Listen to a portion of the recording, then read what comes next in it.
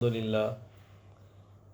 للہ وحدہ لا شریک لہ والصلاة والسلام علی من لا نبی بعدہ وعلی آلہ واصحابہ الذین اوفوا عہدہ اما بعد فاعوذ باللہ من الشیطان الرجیم بسم اللہ الرحمن الرحیم الیوم اکملت لکم دینکم اللہم صلی علی محمد وعلی آل محمد کما صلیت علی ابراہیم وعلی آل ابراہیم انک حمید مجید اللہم بارک علی محمد وعلی آل محمد کما بارکت علی ابراہیم وعلی آل ابراہیم انک حمید مجید۔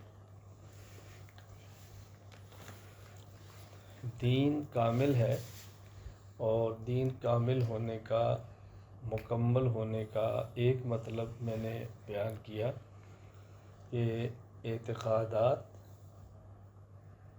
اعمال جسے عبادات کہتے ہیں، اور اخلاقیات جسے اخلاق کہتے ہیں، اور مالیات، یہ چاروں چیزیں دین اسلام نے ہمیں کامل اور مکمل عطا فرمائی ہیں۔ نمبر 1 اعتقادات، نمبر 2 عبادات، نمبر 3 اخلاقیات، نمبر 4 مالیات۔ یہ مکمل نظام شریعت نے دیا۔ پھر میں نے یہ بات بتائی کہ اعتقادات میں 5 عقائد، بنیاد اور اصول ہیں۔ نمبر 1 توحید، نمبر 2 ملائکہ فرشتے، نمبر 3 کتب، نمبر 4 انبیاء اور رسل، نمبر 5 بعث قیامت۔ عبادات میں 5 عبادات اصول اور بنیاد ہیں۔ نمبر 1 شہادت، زبان سے کلمہ طیبہ پڑھنا، نمبر 2 نماز، نمبر 3 زکوٰۃ، نمبر 4 روزہ، نمبر 5 حج۔ آج ہم بات کریں گے اخلاقیات میں بھی اصول اور بنیاد 5 ہیں۔ نمبر 1 صداقت، نمبر 2 عدالت، نمبر 3 شجاعت، نمبر 4 حکمت، نمبر 5 بصیرت۔ بصیرت بھی کہتے ہیں، عفت بھی کہتے ہیں۔ اور مالیات کے اندر بھی 5 بنیادیں ہیں۔ نمبر 1 اجرت، مزدوری، نمبر 2 تجارت، نمبر 3 ملازمت، نمبر 4 وراثت، نمبر 5 ہدیہ۔ آج ہم بات کریں گے اخلاقیات پہ کہ اخلاقیات میں بنیاد اور اصول 5 ہیں، لیکن ان 5 اصولوں اور بنیادوں کو سمجھنے سے پہلے یہ سمجھیں کہ اخلاق کا معنی کیا ہے۔ پہلے معنی سمجھ آنا چاہیے۔ اخلاق جمع ہے خلقن کی۔ اخلاق جمع ہے خلقن۔ خلقن کہتے ہیں اچھی عادت کو، اچھی کیفیت کو، بلکہ یوں کہنا چاہیے کہ خلقن کہتے ہیں کیفیت کو۔ وہ کبھی اچھی ہوتی ہے، کبھی بری ہوتی ہے۔ اچھی ہو تو اسے کہیں گے خلق حسن، اگر بری ہے تو کہیں خلق سیء، یہ برے اخلاق۔ آپ حضرات نے ایک دعا سنی بھی ہوگی، پڑھی بھی ہوگی، دعا مانگتے بھی ہوں گے، پڑھتے بھی ہوں گے کہ جس وقت ہم آئینہ دیکھتے ہیں، شیشہ، تو اس وقت دعا مانگتے ہیں، اے اللہ آپ نے میری شکل کو اچھا بنایا ہے، تو اے اللہ میری سیرت کو بھی اچھا بنا دے۔ اللہم انت حسنت خلقی فحسن خلق۔ یہ خلق ان کا خا پر زبر ہے تو اس کا معنی اور ہے، اور خلق ان جب خا پر پیش آتی ہے تو معنی اور ہو جاتا ہے۔ تو میں وہ بتا رہا تھا کہ یہ جو اخلاق، یہ خلق ان کی جمع ہے۔ کبھی خلق حسن ہوگا اور کبھی خلق سیء ہوگا، کبھی خلق حسن اور کبھی خلق سیء۔ تو پہلے سمجھیں کہ خلق ان کا معنی کیا ہے، ہم اخلاق کہتے کسے ہیں، یہ اچھی طرح بات سمجھ لیں۔ ایک ہے انسان کے دل میں کیفیت، جو انسان کو کسی عمل پر ابھارتی ہے۔ کبھی وہ کیفیت اچھی ہوتی ہے، کبھی وہ کیفیت بری ہوتی ہے۔ تو جو دل کی کیفیت ہے، جو انسان کو کسی کام پر ابھارتی ہے، پر انگیختہ کرتی ہے، تیار کرتی ہے، اس کیفیت کا نام ہے خلق۔ اور اس کیفیت کی وجہ سے جو کام سرزد ہوتا ہے، انسان جو کام کرتا ہے اسے کہتے ہیں عمل۔ تو خلق اور عمل کے اندر فرق ہے۔ مثال کے طور پہ انسان کے دل میں ایک کیفیت پیدا ہوتی ہے جو انسان کو اس بات پر آمادہ کرتی ہے کہ جب نامحرم عورت سامنے آئے تو اس کو نہیں دیکھنا۔ اس کیفیت کا نام ہے حیا۔ اور جب نامحرم عورت سامنے آتی ہے تو آدمی آنکھ جھکا لیتا ہے، نہیں دیکھتا، اسے کہتے ہیں غض بصر۔ تو ایک خلق ہے اور ایک اس کا اثر ہے۔ تو جو خلق ہے اس کا نام ہے حیا، اور جو اس کا اثر ہے اس کا نام کیا ہے؟ غض بصر۔ ہم کہتے ہیں کہ فلاں آدمی کی آنکھوں میں حیا ہے، فلاں آدمی بڑا با حیا ہے، فلاں انسان بڑا با شرم ہے۔ انسان کے اندر حیا ہونی چاہیے۔ حیا ہوگی تو اس کا نتیجہ کہ نامحرم کو نہیں دیکھے گا، اور حیا نہیں ہوگی تو اس کا نتیجہ نامحرم کو دیکھے گا۔ تو جو کیفیت ہے اسے خلق کہتے ہیں، اور اس کیفیت کے اثر اور نتیجے کو عمل کہتے ہیں۔ تو میں نے کل کہا تھا نا اعمال ہیں، تو اعمال نتیجہ ہوتا ہے اور اصل اندر انسان کی کیفیت ہوتی ہے۔ یہ جو ہم خانقاہوں میں آتے ہیں یا کسی شیخ طریقت سے اصلاحی تعلق قائم کرتے ہیں، اصلاحی تعلق قائم کیوں کرتے ہیں، خانقاہوں میں کیوں آتے ہیں؟ تاکہ ہماری کیفیات درست ہوں، تاکہ ہماری کیفیت درست ہو۔ اندر کی کیفیت درست ہوگی تو اعمال اچھے سرزد ہوں گے، اور کیفیت ہمیشہ اس وقت درست ہوگی جب ایسے بندے سے تعلق کو جوڑیں جس کی کیفیات درست ہیں۔ جتنا تعلق مضبوط ہوگا اتنا ہی نتیجہ اچھا نکلے گا، اور جتنا تعلق کمزور ہوگا اتنا ہی اس کا نتیجہ کمزور ہوگا۔ میں اس کو سمجھانے کے لیے مثال دیتا ہوں۔ اب دیکھیں، اگر کسی انسان کو سردی لگ رہی ہو، اب سردی سے بچنے کے لیے انسان کو کپڑے بھی گرم پہننے چاہیے۔ سردی سے بچنے کے لیے آدمی کو ٹھنڈی جگہ سے بھی بچنا چاہیے، بند کمرے میں آنا چاہیے، ٹھیک ہے۔ لیکن اگر آدمی سردی سے بچنا چاہے تو اپنے معدے میں خوراک ایسی ڈالے کہ جو خوراک کا اثر گرم ہے۔ تو یہ جو معدے کے اندر خوراک گئی ہے، اس کی وجہ سے جو سردی دور ہوگی وہ شاید گرم کپڑوں سے بھی دور نہ ہو۔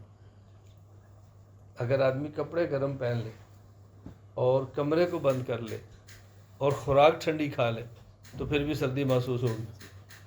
کیوں؟ اس کے اندر کی کیفیت نہیں ٹھیک ہوئی۔ تو یہ جو قلبی کیفیت ہے، معدے کی کیفیت ہے، معدے کی کیفیت کو بدلنا ہے جسم کے لیے، اور قلب کی کیفیت کو بدلنا ہے انسان نے روح کے لیے۔ روحانیت آتی ہے تو اسے اچھے اعمال انسان کے وجود سے سرزد ہونا شروع ہو جاتے ہیں۔ تو یہ پہلے ہم سمجھیں کہ اخلاق کہتے کسے ہیں۔ فلاں بندہ بڑا اچھے اخلاق والا ہے، فلاں بندہ بڑے برے اخلاق والا ہے۔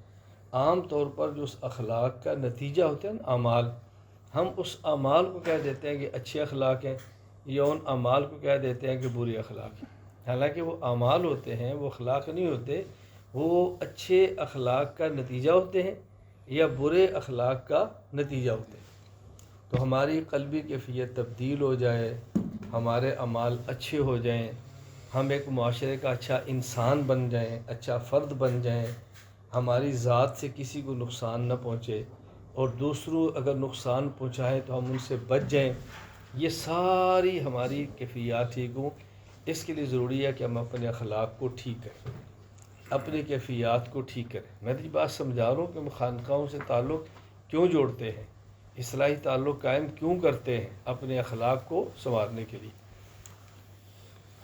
جس طرح میں نے اعمال کے بارے میں گزارش کی تھی کہ اعمال تو بہت ہیں، عقائد کے بارے میں گزارش کی تھی کہ عقائد تو بہت ہیں، لیکن اعتقادات میں سے بنیادی عقائد یہ ہمارے 5 ہیں۔ اسی طرح اعمال میں سے بنیادی اعمال یہ 5 ہیں۔ اسی طرح اخلاق میں سے بنیادی اخلاق جسے ہم کہتے ہیں اصول، یہ ہیں 5۔ آپ ممکن ہے کوئی عربی کتاب پڑھیں گے تو آپ اس میں یہ لفظ پڑھیں گے کہ اصول اخلاق 4 ہیں، اصول اخلاق 5 ہیں، وہ جو اصول ہے اسی کو بنیاد کہتے ہیں۔ تو یہ اخلاق کے بنیادی اصول ہیں جو میں آپ کی خدمت میں پیش کر رہا ہوں، اس کو درست کرنا انسان کے لیے ازحد ضروری ہے، اور یہ خانقاہ سے درست ہوتے ہیں، اصلاحی تعلق سے درست ہوتے ہیں۔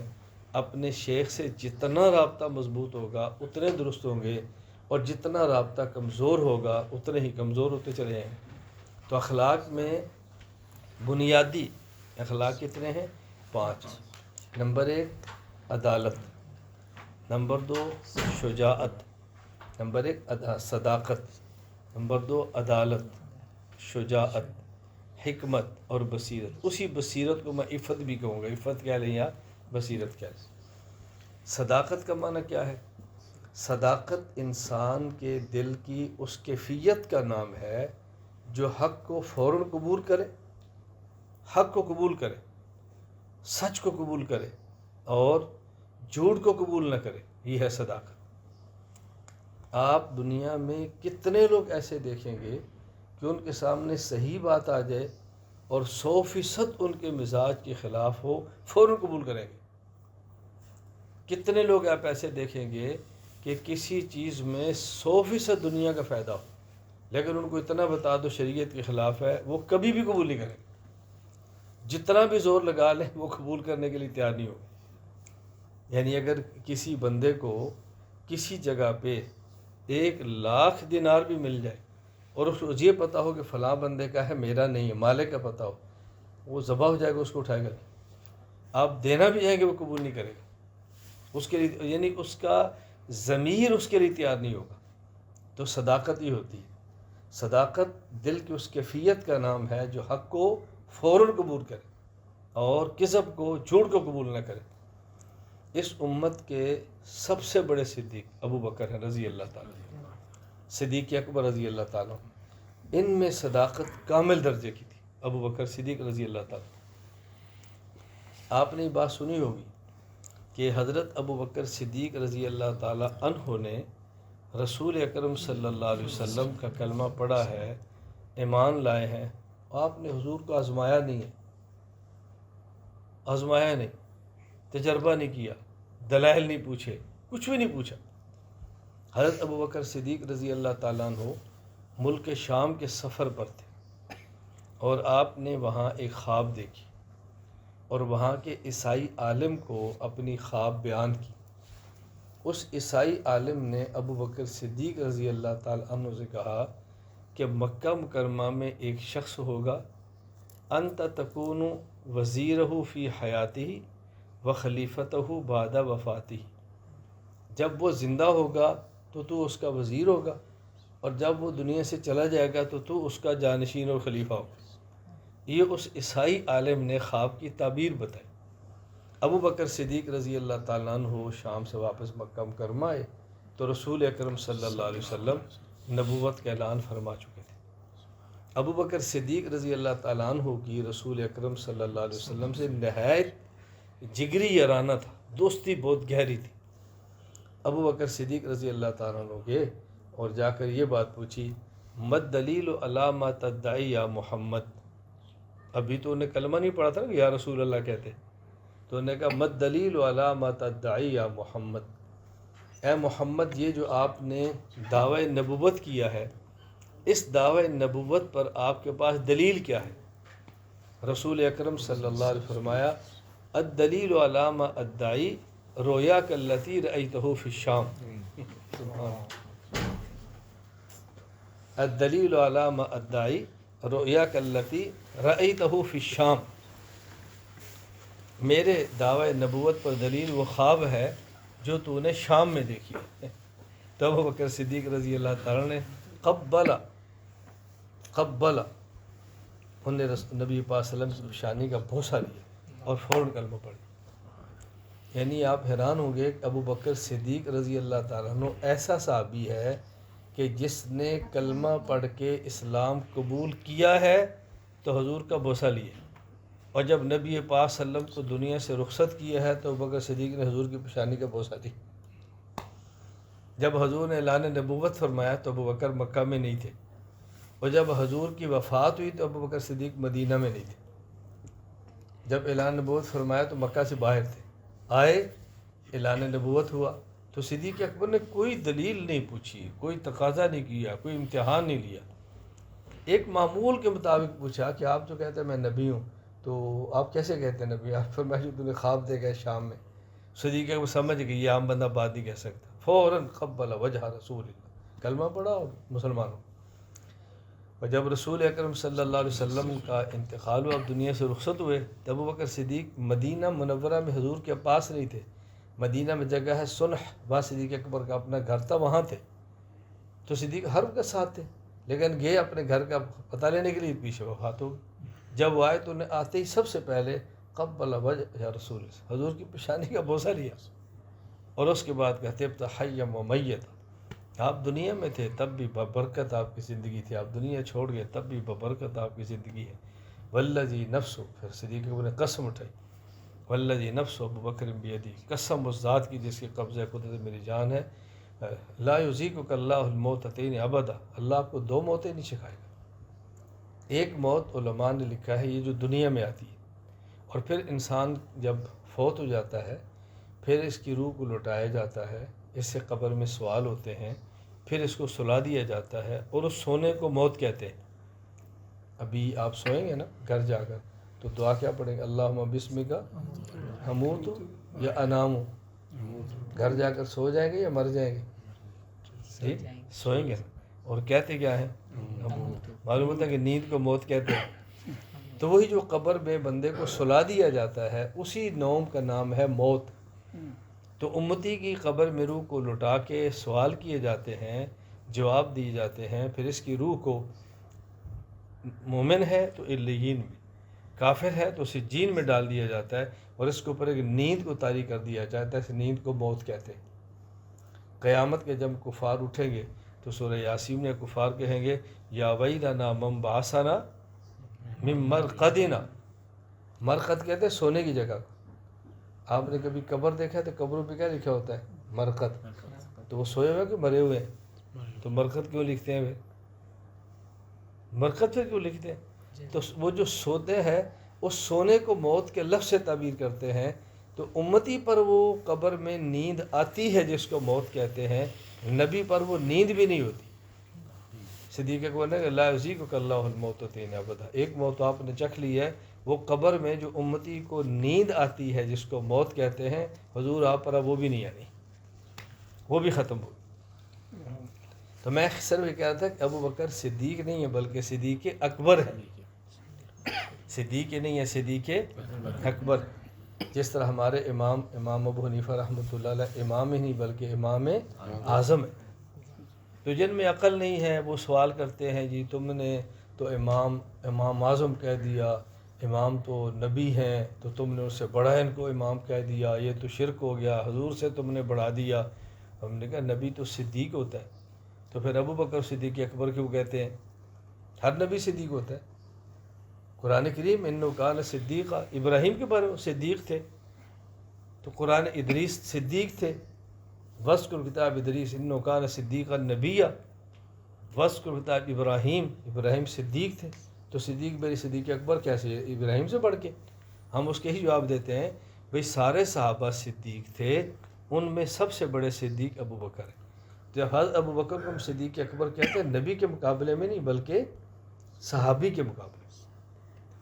اسی طرح سب صحابہ فاروق ہیں، حق اور باطل میں فرق کرتے ہیں، تو جب عمر کو فاروق اعظم کہتے ہیں تو وہ صحابہ میں سے بڑے فاروق تھے۔ اسی طرح جب ہم کہتے ہیں حضرت امام اعظم، تو امام اعظم کو مانا کہ نبیوں سے بڑے ہیں، امام اعظم کو مانا کہ امام مالک سے بڑے ہیں، امام شافعی سے بڑے ہیں، امام احمد بن حنبل سے بڑے ہیں، باقی ائمہ مجتہدین سے بڑے ہیں۔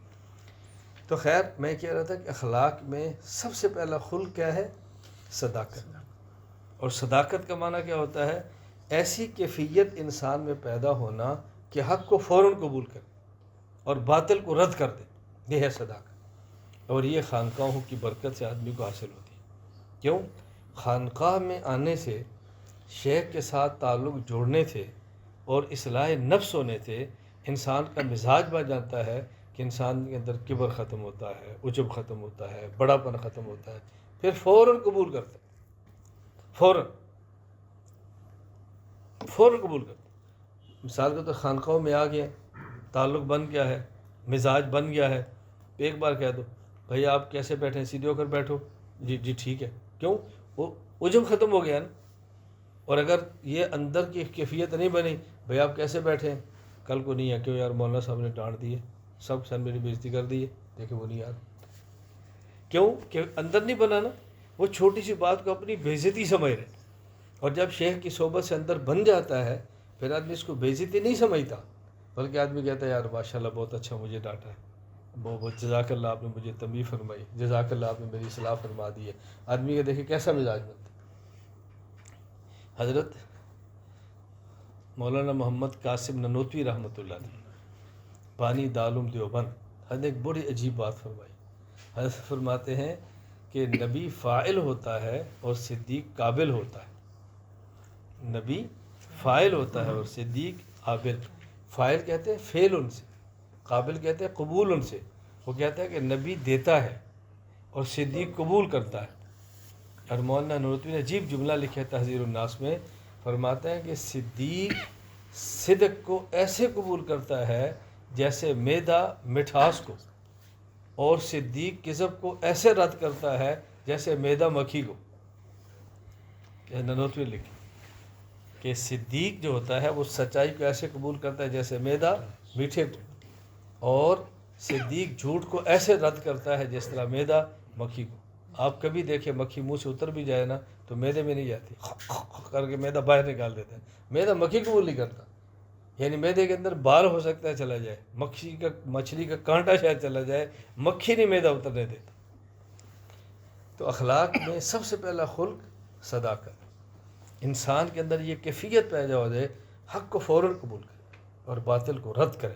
یہ خدا کی بہت بڑی نعمت ہے، یہ اللہ کی بہت بڑی نعمت، یہ ہے صداقت۔ میں اللہ میں بات سمجھنے کی توفیق عطا فرمائے۔ صداقت کے بعد عدالت، اس کو میں ذرا بعد میں بیان کرتا ہوں۔ صداقت کے بعد سمجھیں شجاعت۔ شجاعت کا معنی ہوتا ہے نفس کا ایسی کیفیت پیدا ہو جانا کہ غصے کو انسان قابو کرے۔ شجاعت کا معنی مارنا نہیں ہے، شجاعت کا معنی کوٹنے فلاں بدا بڑا دلیر ہے بھائی جس کو جی چاہے مار دیتا ہے، یہ تو بیوقوف ہے۔ جو جس کو چاہے مار دے وہ دلیر تھوڑے، وہ تو بیوقوف ہے، اس کو تو پتہ ہی نہیں کہ اس مارنے کا نقصان کیا ہوگا۔ تو یہ کوئی عقل مندی تھوڑی ہے کہ جس کو جی چاہ مار دیے، بڑا دلیر ہے یہ تو نہیں۔ شجاعت کا معنی ہوتا ہے، یاد رکھے گا، شجاعت کہتے ہیں نفس کی ایسی کیفیت جس میں غصہ انسان کے تابع ہو، غصے کے اوپر انسان کا کنٹرول ہو، یہ ہے شجاعت۔ حضور اکرم صلی اللہ علیہ وسلم نے ارشاد فرمایا لیس الشدید بالسرع، پہلوان وہ نہیں ہے جو بچھاڑ دے، انما الشدید الذی یملک غضبہ، حضور فرما رہے یملک نفسہ عند الغضب، فرمایا پہلوان وہ ہے کہ جو غصے کے وقت اپنے اوپر کنٹرول کرے۔ پہلوان وہ نہیں ہے کہ جو دوسرے کو نیچے گرائے، اصل پہلوان وہ ہے کہ جو غصے پر قابو پائے۔ تو شجاعت کا معنی ہے غصے پر قابو کرنا۔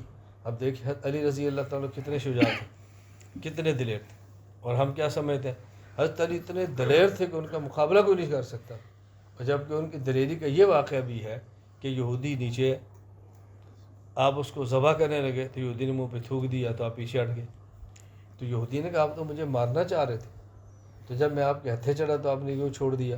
کہا تو نے میرے منہ پہ تھوکا ایسے نہیں، کہا اب تو غصہ اور چڑھنا چاہیے تھا، جب میں نے آپ کے منہ پہ تھوکا تو اور غصہ چڑھنا چاہیے، اب چاہیے تو مجھے اب ذبح کر دیا، آپ نے چھوڑ دیا۔ پر میں کیوں؟ پہلے تجھے مار رہا تھا اللہ کے لیے، جب تو نے میرے منہ پہ تھوکا تو اب میرے نفس کا غصہ شامل ہو گیا تو میں نے تجھے چھوڑ دیا۔ یہ ہے شجاع۔ شجاع کا معنی صرف یہ نہیں ہے کہ ہمیشہ مارتا ہی رہے، شجاع اس کہتے ہیں ایسی کیفیت کا نام شجاعت ہے کہ جس میں بندہ اپنے غصے پر قابو پائے، یہ کیا ہے؟ شجاعت۔ نمبر ایک صداقت، صداقت کے بعد میں نے کیا بیان کیا؟ شجاعت، اچھی طرح سب۔ شجاعت کے بعد کیا ہے؟ ایک ہے عفت، عفت جس کو میں بصیرت کہہ رہا تھا، عفت۔ عفت کا معنی ہوتا ہے کہ انسان شہوت پر قابو پائے، شہوت پر، اپنے نفس کی خواہش پر، شہوت پر قابو پائے۔ اور یہ بات یاد رکھنا کہ انسان کے اندر شہوت کا معنی ہوتا ہے خواہش، ایک ہوتا ہے شہوت کا معنی ہمارے جو عام طور پہ استعمال ہوتا ہے. شہوت عربی زبان کا لفظ ہے، اس کا معنی غلط نہیں ہے، اس کا معنی بالکل درست ہے. وَلَكُمْ فِيهَا مَا تَشْتَهِي أَنفُسُكُمْ وَلَكُمْ فِيهَا مَا تَدَّعُونَ. جنت میں ہر وہ چیز ملے گی جس کی تمہارے اندر شہوت ہوگی. اب یہ شہوت کا معنی کیا ہے؟ خواہش. تو شہوت کا معنی کیا ہوتا ہے؟ خواہش. لیکن ہمارے یہاں آج کل اس لفظ کا استعمال صرف ایک معنی کے اندر ہو گیا. تو شہوت کا معنی خواہش. انسان کے اندر اللہ تعالیٰ نے بنیادی طور پر دو خواہشیں رکھی، دو خواہشیں. اب آپ سمجھ کہ جب میں شہوت کا لفظ استعمال کروں تو اس کا معنی کیا ہے؟ خواہش. ذہن میں رکھیں. ایک ہے انسان میں شہوت بطن، ایک ہے شہوت فرج. یاد رکھنا، شہوت بطن کا معنی ہے وہ خواہش جس کا تعلق انسان کے پیٹ کے ساتھ. شہوت فرج یہ وہ خواہش ہے جس کا تعلق انسان کی شرمگاہ کے ساتھ. یہ اللہ نے دو خواہشیں کیوں رکھی ہیں؟ انسان میں دو چیزیں، ایک ہے انسان کی اصل، ایک ہے انسان کی نسل. ایک ہے اصل اور ایک ہے نسل. پہلے انسان نے خود کو باقی رکھنا ہے، خود کو باقی رکھنا ہے نا، جو اللہ نے عمر دی ہے انسان نے زندہ رہنا. اور ایک ہے انسان کی نسل کا باقی رہنا. تو ایک ہے بقائے اصل، ایک ہے بقائے نسل. بقائے اصل کا معنی اپنے وجود کا باقی رہنا، اور بقائے نسل کا معنی انسان کی نسل کا باقی رہنا. تو انسان کا اپنا وجود باقی رہے گا جب انسان کے پیٹ میں کچھ جاتا رہے گا. کوئی بندہ کھانا پینا چھوڑ دے تو کتنے دن جیے گا؟ مر جائے گا. تبھی اس کا وجود باقی رہے گا نا، جب انسان کھاتا پیتا رہے گا. اچھا، اگر بندے کے اندر کھانے کی خواہش نہ ہو تو کیسے کھائے گا؟ بھئی پیاس لگے گی تو پیے گا، بھوک لگے گی تو کھائے گا. اگر بھوک نہ ہو تو آدمی ایک لقمہ نہیں کھا سکتا، پیاس نہ ہو تو ایک گھونٹ پانی کا نہیں پی سکتا. تو اللہ تعالیٰ نے انسان کے اصل کو باقی رکھنے کے لیے انسان کے اندر خواہش پیدا کر دی ہے کھانے کی اور پینے کی. اسے کہتے ہیں شہوت بطن، شہوت بطن. اور انسان کی نسل پیدا ہوگی انسان کی شرمگاہ سے. اب اگر انسان کے اندر یہ خواہش ہی اللہ نہ رکھے تو انسان خامد اور بیوی ملیں گے نہیں، ملیں گے نہیں تو اولاد ہوگی نہیں. تو کیسے نسل کیسے ہوگی؟ تو نسل تو ہوگی ان کو ملنے سے، اور ملیں گے تب جب ان کے اندر خواہش پیدا ہوگی. تو اللہ تعالیٰ نے انسان کے اندر دو خواہش رکھ دی ہیں، ایک خواہش پیٹ کی تاکہ اس کا اصل باقی رہے، اور ایک خواہش اس کی شرمگاہ کی تاکہ اس کی نسل باقی رہے. اب یہ اس کا نام ہے عفت. اس خواہش پہ کنٹرول کرنا اسے کہتے ہیں یہ عفت. فلاں بندہ عفیف ہے، فلاں بندہ پاک دامن ہے، پاک دامن ہے. اب صرف ہم اس کو پاک دامن کے لفظ عفیف استعمال کرتے ہیں نا. اب عفت کا معنی تھوڑا سا وسیع کر لیں، یعنی یہ بندہ اپنے پیٹ کی خواہش کو بھی حرام طریقے سے پورا نہیں کرتا کہ حرام کھا لے، حرام پی لے، رشوت لینا، یعنی یہ سود کا حرام کا نہیں کھاتا. تو یہ بندہ اپنے پیٹ کی خواہش کو بھی حرام طریقے سے پورا نہیں کرتا، اور یہ بندہ اپنے شرمگاہ کی خواہش کو بھی حرام طریقے سے پورا نہیں کرتا. یہ اب دیکھیں اخلاق کے اصولوں میں سے ایک بنیادی اصول ہے کہ انسان کو عفت حاصل. تو بتائیں اگر انسان کے اندر یہ عفت پیدا ہو جائے، سود کھائے گا، شراب پیے گا، جوا کھیلے گا، چوری کرے گا، تو کتنی چیزیں ٹھیک ہو جائیں گی عفت کے ٹھیک ہونے سے. میں اس لیے کہہ رہا ہوں کہ اخلاق میں میں اصول بیان کر رہا ہوں کہ یہ بنیادی چیزیں. تو یہ ہے عفت. اللہ تعالی ہم سب کو یہ چیزیں عطا فرمائے. اللہ میں پاک دامنی عطا فرمائے. اللہ تعالیٰ میں عفت عطا فرمائے. نمبر 1 صداقت، نمبر 2 شجاعت، نمبر 3 عفت. عفت میں نے بیان. آگے چلیں. حکمت، میں عدالت کو آخر میں حکمت. حکمت کا معنی ہوتا ہے کہ انسان اختیاری افعال میں صحیح اور غلط کو سمجھے، صحیح اور غلط کو سمجھے. یہ صحیح ہے اور یہ غلط ہے، یہ درست ہے اور یہ درست نہیں. یہ ہے حکمت. ہمارے حکمت کا معنی کچھ اور ہی شمار ہوتا ہے. یعنی ہمارے یہاں کبھی بزدلی کا نام حکمت ہے، کبھی بغیرتی کا نام حکمت ہے، کبھی بخل کا نام حکمت ہے، کبھی کمزوری کا نام حکمت ہے، کبھی کسی چیز کا نام حکمت ہے. تصوف میں اخلاقیات میں حکمت کا معنی ہوتا ہے انسان یہ حکیم ہے، یہ دانا ہے، یہ عقل مند ہے، یہ عقل مند ہے، یہ دانا ہے، یہ حکمت ہے۔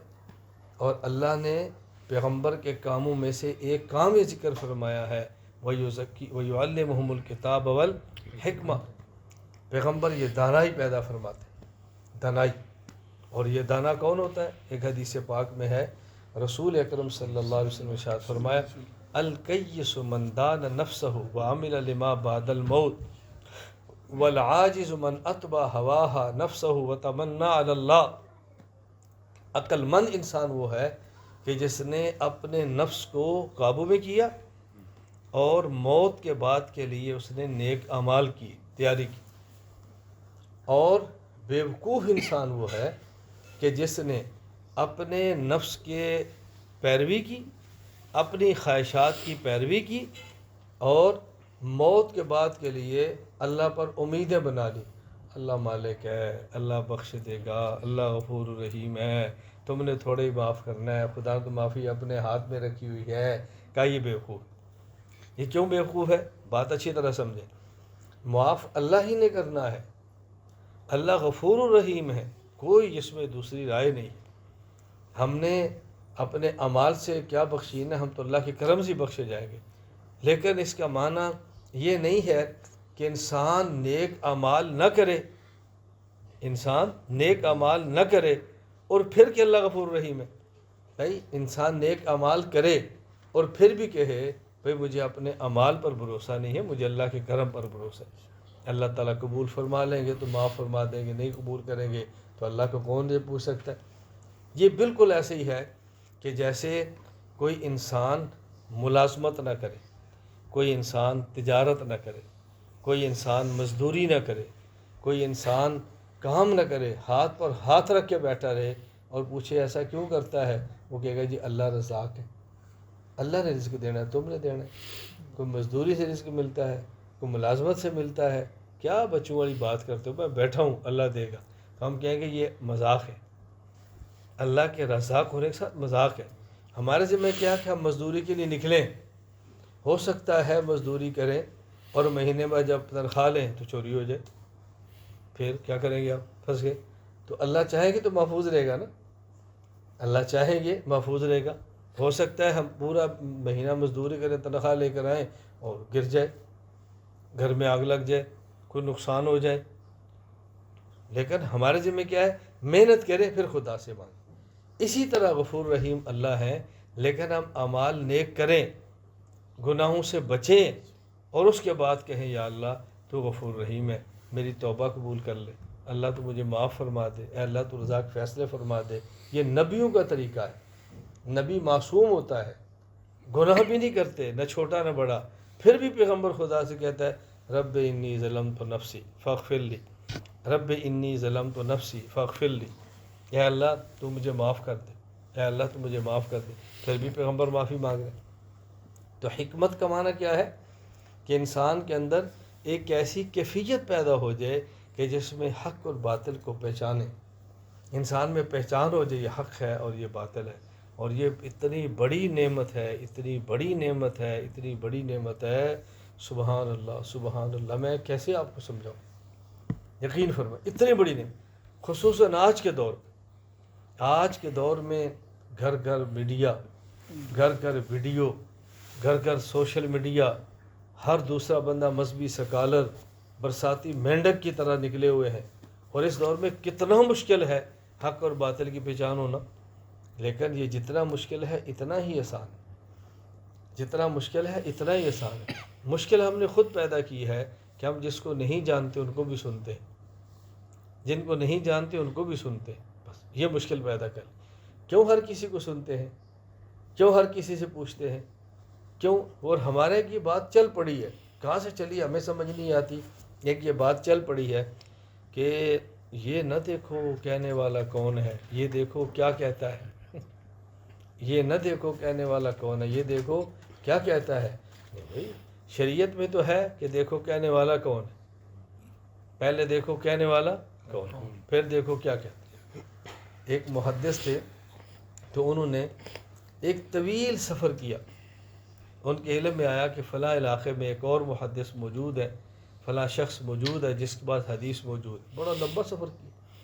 کہتے ہیں جب وہاں ان کے پاس پہنچے تو انہوں نے دیکھا کہ ان کا گھوڑا تھا اور وہ گھوڑے کو بلا رہے تھے، اور ایسے نا دامن اٹھایا ہوا تھا، جھولی اٹھائی تھی.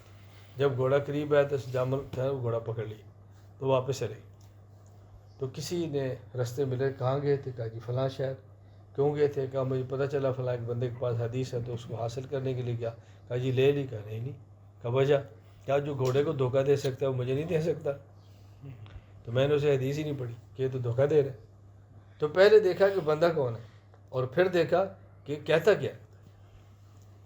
ہمارے ائمہ حدیث میں سے ایک بہت بڑے امام ہیں حضرت امام مسلم نیشاپوری رحمہ اللہ تعالیٰ، جن کی کتاب ہے صحیح مسلم. حضرت امام مسلم رحمۃ اللہ علیہ نے صحیح مسلم اپنی کتاب کا مقدمہ لکھا ہے، اور اس میں ایک جملہ لکھا ہے لولا الاسناد لما کان الدین. اگر یہ سند کا سلسلہ نہ ہوتا تو دین ہی ختم ہو جاتا. یعنی یہ بات ہم نے کیسے سنی ہے، اس نے کیسے سنی ہے، اس نے کیسے سنی ہے، یہ سند کا سلسلہ نہ ہوتا تو دین ہی ختم ہو جاتا. تو یہ دیکھا جاتا ہے کہ یہ کون ہے. حضرت ابن سیرین رحمۃ اللہ علیہ بہت بڑے آدمی تھے، تابعی تھے ابن سیرین رحمۃ اللہ علیہ. حضرت ابن سیرین رحمۃ اللہ علیہ خواب کے بارے میں فرماتے، شریعت کا مسئلہ نہیں، خواب کے بارے میں فرماتے ان ھذا الامر دین فانظروا عمن تاخذونه دینکم. یہ خواب کی تعبیر بھی دین ہے. یہ دیکھا کرو تم نے خواب کی تعبیر کیسے پوچھنی. ہر بندے سے خواب بھی بیان نہ کرو، اور ہم ہر بندے سے مسئلے پوچھ دیتے ہیں. ہر بندے سے خواب کی تعبیر پوچھنا ٹھیک نہیں ہے، اور ہم ہر بندے سے مسئلے پوچھتے ہیں. اور اس دور کی اتنی بڑی بیماری ہے کہ ہر بندہ دو کام میں بہت چری ہے، ایک مسئلہ اور دوسرا نسخہ. ایک مسئلہ اور ایک نسخہ. بس ابھی میں کہہ دوں کہ مجھے نزلہ ہے تو آپ میں سے ہر بندہ نسخہ بتائے گا. مولانا صاحب یہ فلانی چیز پی لیں، فلانی چیز پی لیں. یعنی بس اوقات بندہ بیماری بتا کر پھنس جاتا ہے کہ میں کس کا نسخہ استعمال کروں. اچھا پھر نسخہ بتاتے ہیں، نہ استعمال کریں تو محسوس بھی فرماتے ہیں کہ ہمارا نسخہ استعمال نہیں کیا. تو بتائیں یہ 10 نسخے کیسے بندہ استعمال کرے. ایک تو نسخہ فوراً بتاتے ہیں، اور دوسرا مسئلہ فوراً بتاتے ہیں. مسئلہ بتانے میں ہمیشہ یاد رکھو، یہ اصول یاد رکھنا. مسئلہ بتانے میں اصول یاد رکھیں. مسئلہ ہمیشہ اس شخص کو بتائیں جو طالب ہو یا معتقد ہو. جو طالب ہو یا معتقد، یا تو وہ آپ سے پوچھے بتا دیں، یا آپ سے پوچھتا نہیں ہے، اس کو آپ سے عقیدت ہے پھر بھی بتا دیں. اگر کوئی بندہ آپ سے پوچھتا بھی نہیں ہے اور آپ کی عقیدت مند میں نہیں ہے، اور آپ سفر میں جا رہے ہیں اور ایئرپورٹ پہ اکٹھے ہو جاتے ہیں، نماز پڑھتے ہیں، مسئلہ بتا دیتے ہیں، وہاں پھڈا شروع ہو جائے گا، لڑائی شروع ہو جائے گی، جھگڑا شروع ہو جائے گا. اپنے ذات کے ساتھ منسلک رہیں. کئی ایسے حضرات ہیں جو مجھ سے بس اوقات مسئلہ پوچھتے ہیں، تو میں ان سے پوچھتا ہوں یہ مسئلہ آپ کا ہے؟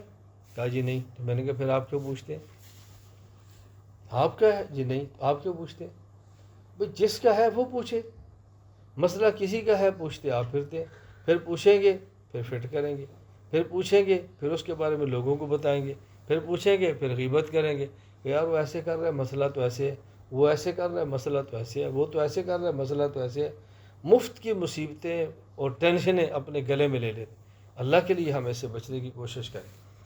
تو جو اخلاقیات میں جو بنیادی اخلاق میں عرض کر رہا ہوں، نمبر 1 صداقت، نمبر 2 شجاعت، نمبر 3 عفت، نمبر 4 حکمت، نمبر 5 عدالت.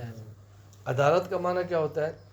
عدالت کا معنی ہوتا ہے غصے کو اور خواہش کو قابو میں رکھنا، اور شریعت اور عقل کے تقاضے کے مطابق استعمال کرنا. یہ ہے عدالت. غصے کو قابو بھی کرے، شہوت کو قابو میں رکھے، اور جہاں شریعت کہتی ہے وہاں استعمال کرے. یہ نہیں کہ ایسا قابو کرے کہ استعمال ہی نہ کرے. یہ کیا ہوا بھائی؟ یہ نہیں.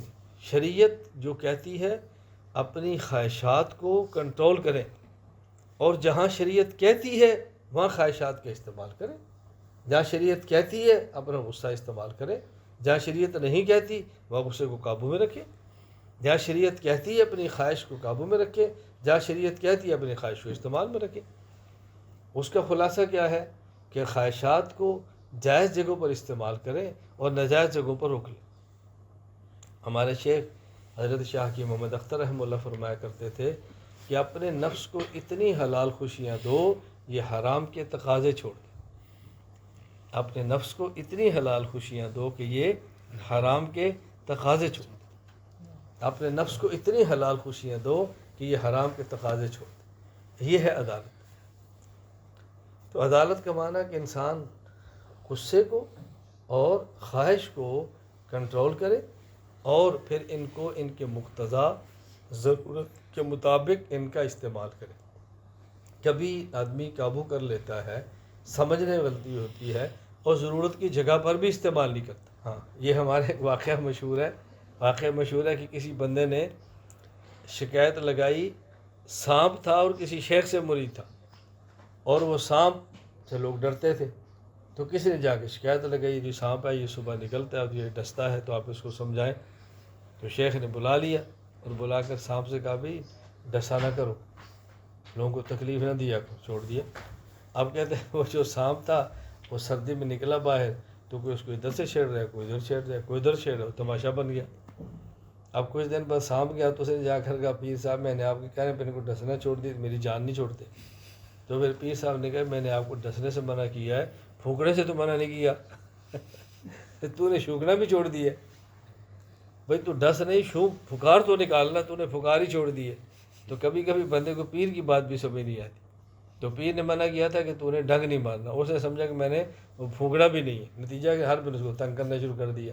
تو یہ دیکھنا کرے کہ کہاں پر آدمی نے پھونکنا ہوتا ہے اور کہاں بندے نے چپ رہنا ہوتا ہے۔ میں صرف یہ بات سمجھانا چاہ رہا ہوں، اللہ میں بات سمجھنے کی توفیق عطا فرمائے، کہ اخلاقیات میں نے بتایا تھا کہ دین کامل ہے۔ دین کامل ہونے کا معنی اس میں اعتقادات، عبادات، اخلاقیات اور مالیات کا مکمل نظام موجود ہے۔ اعتقادات میں بنیادی عقائد توحید، ملائکہ، فرشتے، آسمانی کتب، انبیاء اور رسول اور قیامت۔ عبادات میں بنیادی عبادات شہادت، زبان سے کلمے کا اقرار، نماز، زکوٰۃ، روزہ اور حج۔ اخلاقیات میں بنیادی اخلاق صداقت، شجاعت، آگے عفت بصیرت ایک ہے، حکمت اور عدالت۔ مالیات میں بنیادی 5 ہیں، اس پر ہم کل بات کریں گے انشاءاللہ۔ بنیادی ہے تجارت میں اجرت، تجارت، ملازمت، وراثت اور ہدیہ۔ تو خانقاہوں میں یہ چیز سکھائی جاتی ہے کہ اس کو اچھی طرح سمجھیں، اچھی طرح سمجھیں۔ خانقاہ کو کہتے ہیں، جو شخص خانقاہ میں گفتگو کرتا ہے اسے کہتے ہیں یہ شیخ طریقت ہے۔ کیا کہتے ہیں؟ شیخ طریقت ہے۔ عام طور پہ آپ نے ایک لفظ سنا ہوگا کہ یہ شیخ طریقت ہے، یہ کون ہے؟ طریقت والے ہیں۔ اچھا، نہ سمجھنے سے اشکالات کیا پیدا ہوتے ہیں؟ لوگ کہتے ہیں بھی یہ شریعت والے ہیں اور یہ طریقت والے ہیں، تو لفظوں سے شریعت اور طریقت الگ ہوں گے۔ اچھا، اسی طرح کہتے ہیں فلاں بندہ جامع شریعت اور طریقت ہے، فلاں بندہ شریعت اور طریقت کا جامع ہے۔ تو جب یہ 2 لفظ سمجھ نہیں آتے تو بندے کو الجھن ہوتی ہے۔